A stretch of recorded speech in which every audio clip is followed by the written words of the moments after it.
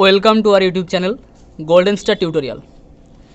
আজকে আমরা মাধ্যমিক 2021 সংশোধিত সিলেবাস অনুযায়ী তোমাদের যে WBHA টেস্ট পেপারটি বেরিয়েছে সেই টেস্ট পেপারের ইতিহাসের যে মডেল কোশ্চেন সেট 1 আছে সেই মডেল কোশ্চেন সেট 1-এর সমস্ত প্রশ্ন সমাধান করব।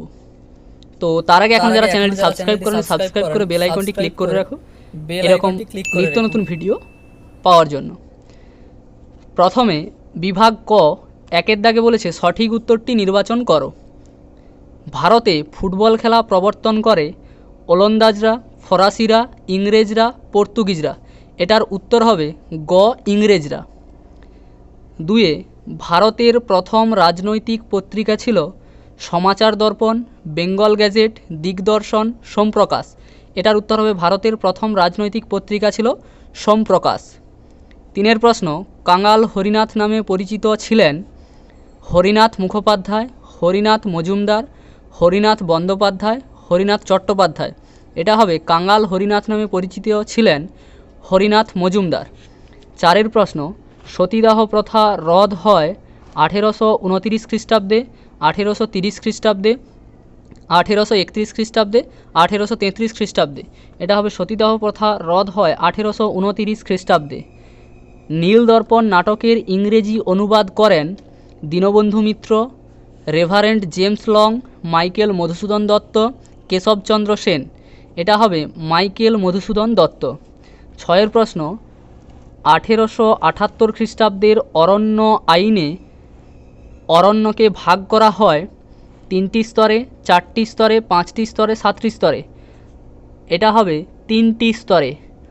সুই মুন্ডা ছিলেন চুয়াড় বিদ্রোহের নেতা, কোল বিদ্রোহের নেতা, সাঁওতাল বিদ্রোহের নেতা, মুন্ডা বিদ্রোহের নেতা। এটা হবে কোল বিদ্রোহের নেতা। সুই মুন্ডা ছিলেন কোল বিদ্রোহের নেতা।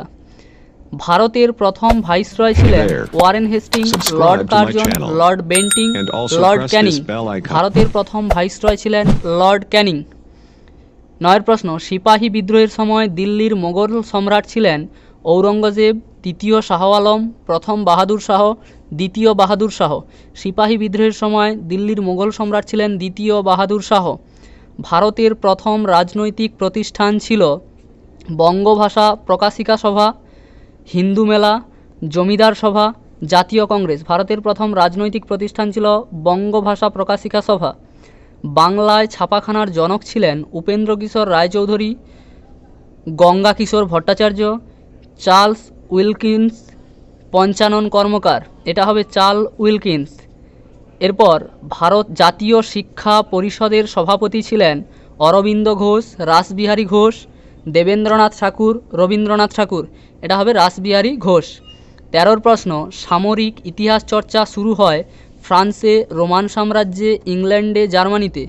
সামরিক ইতিহাস চর্চা শুরু হয় ইংল্যান্ডে।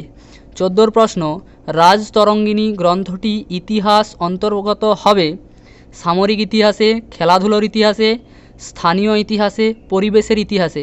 এটা হবে স্থানীয় ইতিহাসে। এর পরে যে প্রশ্নটা দেওয়া আছে 15 প্রশ্ন, 15 প্রশ্ন বলেছে তোমাদের হিন্দু পেট্রিয়ট পত্রিকার সম্পাদক ছিলেন হরিশচন্দ্র মুখোপাধ্যায়, দেবেন্দ্রনাথ ঠাকুর, মধুসূদন রায়, মহাত্মা গান্ধী। এটা হবে হরিশচন্দ্র মুখোপাধ্যায়। ভারতে প্রথম নীলকর ছিলেন James Mill, Jonathan Duncan, Louis Bonnard, Alexander Duff. ভারতের প্রথম নীলকর ছিলেন লুই বোনার্ড। কোন বিদ্রোহ উলগুলান নামে পরিচিত? মুন্ডা বিদ্রোহ, সাঁওতাল বিদ্রোহ, কোল বিদ্রোহ, ভিল বিদ্রোহ। এটা হচ্ছে কোন বিদ্রোহ উলগুলান নামে পরিচিত? এটা হবে ক মুন্ডা বিদ্রোহ। সভা সমিতির যুগ হিসেবে পরিচিত 18 শতক, 19 শতক, বিংশ শতক, একবিংশ শতক। সভা সমিতির যুগ হিসেবে পরিচিত 19 শতক।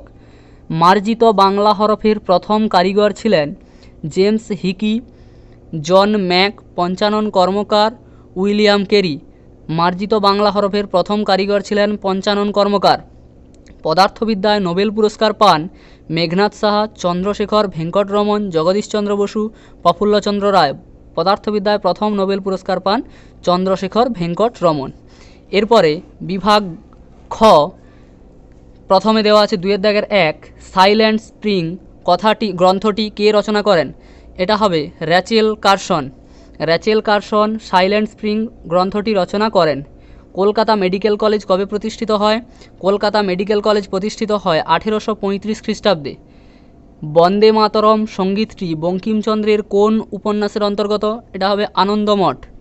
এরপরে কবে আইএসিএস প্রতিষ্ঠিত হয়? আইএসিএস প্রতিষ্ঠিত হয় 1876 খ্রিস্টাব্দে।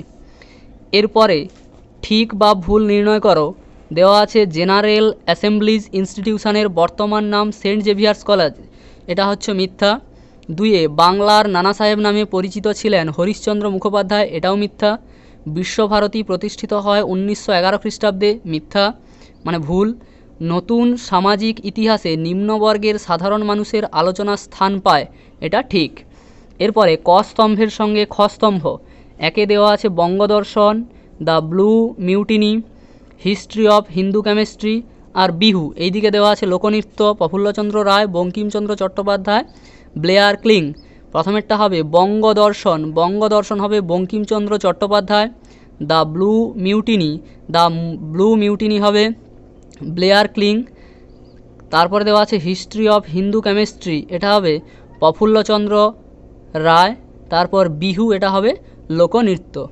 এরপরেরগুলো বলেছে যে প্রদত্ত ভারতবর্ষের রেখা মানচিত্রে নিম্নলিখিত স্থানগুলি চিহ্নিত করো ও নাম লেখো। কৃষক বিদ্রোহের কেন্দ্র রংপুর, মহাবিদ্রোহের কেন্দ্র ব্যারাকপুর, কোল বিদ্রোহের কেন্দ্র ছোটনাগপুর, ভারত সভার প্রতিষ্ঠা কেন্দ্র কলকাতা। এগুলো তোমাদের ম্যাপ পেন্টিং করতে হবে। এরপরে নিচের বিবৃতিগুলির সঠিক ব্যাখ্যাটি নির্বাচন করো। বিবৃতি: 1817 খ্রিস্টাব্দে David Hare Kolkata school book society প্রতিষ্ঠা করেন।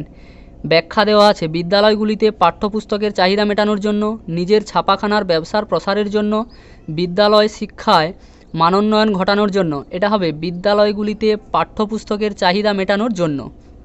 এরপরে যে বিবৃতি 2 সেটা বলেছে 1858 খ্রিস্টাব্দে ভারতে ইংরেজ ইস্ট ইন্ডিয়া কোম্পানির শাসনের অবসান হয়। ইংরেজ ইস্ট ইন্ডিয়া কোম্পানির মহাবিদ্রোহে ব্যর্থ হয়। ইংরেজ ইস্ট ইন্ডিয়া কোম্পানি অর্থনৈতিক দিক থেকে দেউলিয়া হয়ে পড়ে। ব্রিটিশ পার্লামেন্ট ভারত শাসনে কোম্পানির দায়িত্বকে নিরাপদ বলে মনে করেনি। এটা হবে ব্রিটিশ পার্লামেন্ট ভারত শাসনে কোম্পানির দায়িত্বকে নিরাপদ বলে মনে করেনি। তারপরের বিবৃতি: হুতুম পেঁচা একটি ব্যঙ্গ সাহিত্য।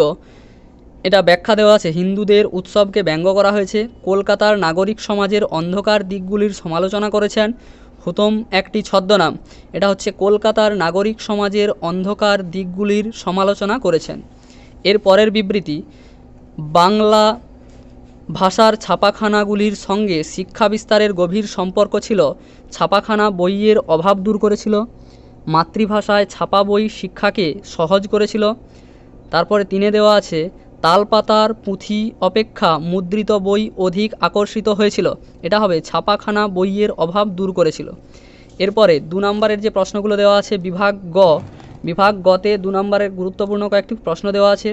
1 নয়া সামাজিক ইতিহাস কী? 2 ভারতের 2টি পরিবেশ আন্দোলনের নাম লেখো। মেকলেমিনিট কি? ইয়ং বেঙ্গল দলের প্রধান উদ্দেশ্য কী ছিল? তিতুমিরের বারাসাত বিদ্রোহের লক্ষ্য কী ছিল? নীল তদন্ত কমিশনের রিপোর্টে কী বলা হয়েছিল? এনফিল্ড রাইফেলের বৈশিষ্ট্য কী ছিল? হিন্দু মেলা প্রতিষ্ঠার উদ্দেশ্য কী ছিল? শ্রীরামপুর ত্রয়ী কাদের বলা হয়? শিক্ষা প্রসারে ছাপা বইয়ের ভূমিকা কী? নববিধান কী? জনশিক্ষা কমিটি কেন গড়ে ওঠে? 19 শতকের দ্বিতীয়ার্ধকে সভা সমিতির যুগ বলা হয় কেন?